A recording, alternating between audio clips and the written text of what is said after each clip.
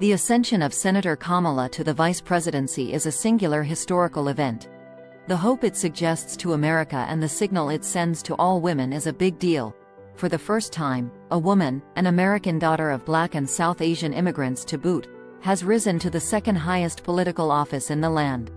Our current national tumult, particularly the egregious attempt to undermine the results of our presidential election, gives us even more of a reason to lift up Harris' election as a source of inspiration. This moment additionally opens up the opportunity to think about the American mixed-race experience, which is part of Harris' remarkable story. It is also a part of our national story that cuts against the grain of nostalgic white nationalist fantasies of American greatness. As long as there has been a United States of America, there have been mixed-race Americans. Cultural and political meanings have been layered onto that fact, opening up multiracial people, especially if they live public lives, to scrutiny of their ethnic and racial authenticity. The growing number of Americans who claim mixed-race identity has even led some to indulge in a dream that is the polar opposite of the MAGA fantasy, but a fever dream nonetheless, that a multicultural and mixed-race majority will bring about a post-racial world. Demography is not destiny, as the past election has reminded us, and to place such expectations on individuals who happen to be of mixed descent is unrealistic. Kamala Harris' father, Donald Harris, was from Jamaica, and her mother, Shyamala Gopalan, was from southern India. As Harris recounted in her autobiography, they met as students while studying at the University of California, Berkeley. Her origins in mid-1960s Northern California offer a multicultural narrative that has appealed to a broad audience throughout her political career. This calls our attention to the shifts in attitudes and conditions that have made interracial relationships more public and prevalent and American racial identifications more flexible. For these reasons, some may see Harris, as some did with Obama, as a transformative post-racial figure. In her autobiography, Harris does not explicitly identify as mixed or multiracial, though. She claims and expresses pride in her South Asian ancestry, but she makes clear in her autobiography her and her younger sister Maya's racial identifications. "My mother understood very well that she was raising two Black daughters. She knew that her adopted homeland would see Maya and me as Black girls, and she was determined to make sure we would grow into confident, proud Black women." Harris' expression of her racial identity allows for both groups to claim her as one of their own, but it is also a source of consternation among those who wonder why she often stresses her Black identity over her South Asian one, and it gives fodder to those who question whether she is Black or South Asian enough. That Harris identifies primarily as a Black woman reflects one common way people with mixed ancestry see themselves. They emphasize the part of their identity that best reflects their family and everyday experiences. Harris' Black identity made sense for her and her family in the American context she grew up in. It reflects her ancestry, that she was seen and treated as Black by her family and the community around her, and her everyday lived experience. Former President Barack Obama's story is similar. As long as there has been a United States of America, there have been mixed-race Americans. That Harris may be seen by many as Black and only Black has its roots in the American rule of hypodescent, or the one-drop rule, which dates back to slavery and functioned to make slave status heritable and maintain so-called white racial purity.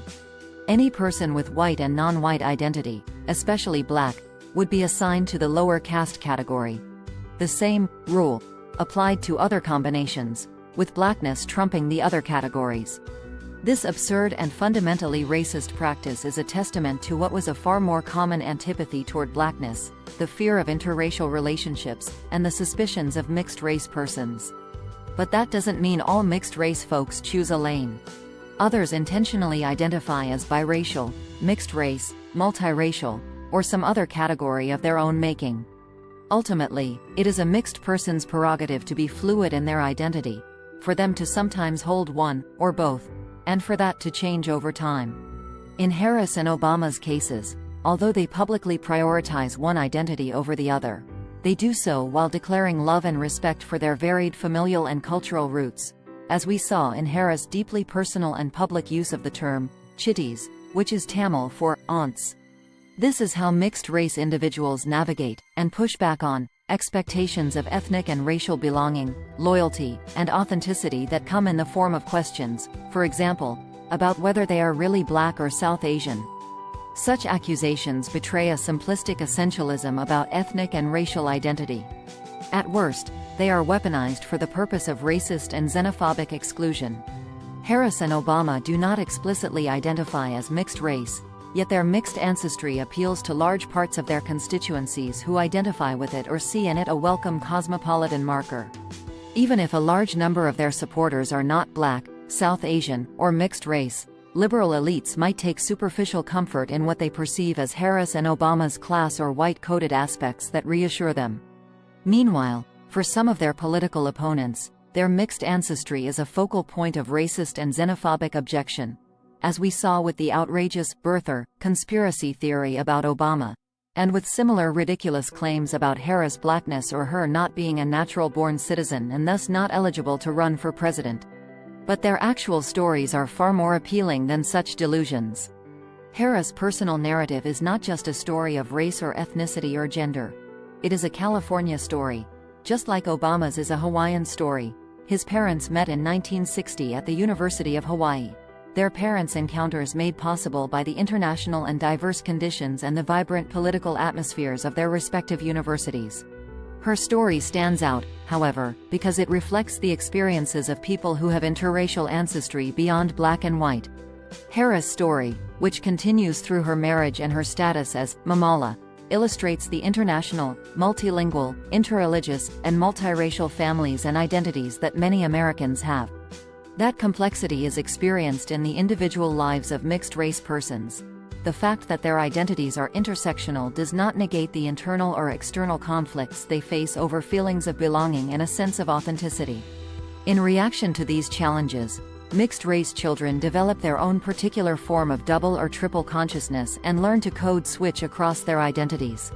They adjust themselves, toggling one set of racially coded presentations up and another down between, for example, family at home and friends at school or work or house of worship, to fit in, to adapt to the demands of different familial, social, and communal conditions while asserting their belonging in each of them.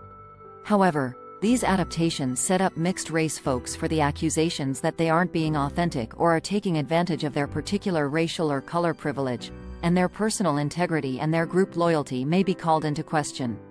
This is an especially sharp problem for young mixed-race people as they negotiate contemporary racial politics, and do their part to be anti-racist and check their privilege.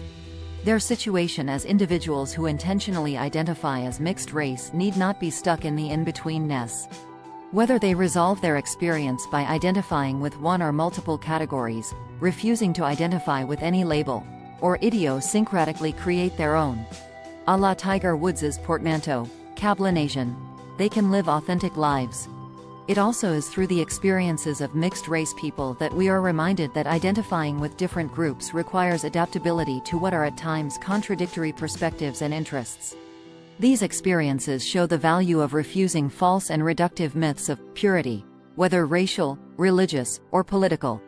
There is personal and social value in the stubborn or even absurd refusal to abide by society's racial scripts, from bucking racial stereotypes to, for some mixed people, refusing any and all racial labels. This pugnaciousness is reflected in Harris' contentious record as a politician and a district attorney and her refusal to, as one of her advisors has said of her, conform to a demographic archetype. In an interview on The Breakfast Club, Charlamagne tha God brought up the criticism Harris has received about her black identity. "Some folks have a limited vision of who we are as black people," she responded.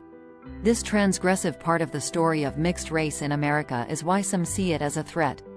It is also, though, why others see it as a promise. Among those who consider the very idea of race illusory, a myth born of racism, interracial relationships and the experiences of mixed-race persons put truth to the lie of race. The very idea of mixed-race people becomes a fantasy of dissolving racial distinctions. When this vision becomes attached to charismatic figures, as it was to Obama, though he rightly rejected that characterization, they are seen as post-racial icons of racial transcendence. The less fever-dreamy version of this enthusiasm sees the rise of mixed-race identification and popular figures as evidence that race has become irrelevant and that racism has seen its last days. Both of these seemingly prophetic visions are myths that envision the washing away of our national sins. and they are both a bit ridiculous. This is not to say that projects that seek to push back on American racial categories ought to be dismissed. They offer a valuable counter to dominant narratives that seek to conserve racial groups. All the same, seeing in mixed-race experiences some special dissolvent of our racial practices or divisions is fantastical. It is a dream world and a political romance of the otherwise wonderfully banal fact of interracial relationships and mixed-race lives. It is a fairy tale that would have us believe that demography is political destiny and the mere increase in the number of black and brown folks will bring about a new age, the flip side of the right-wing freakout over America's demographic diversity.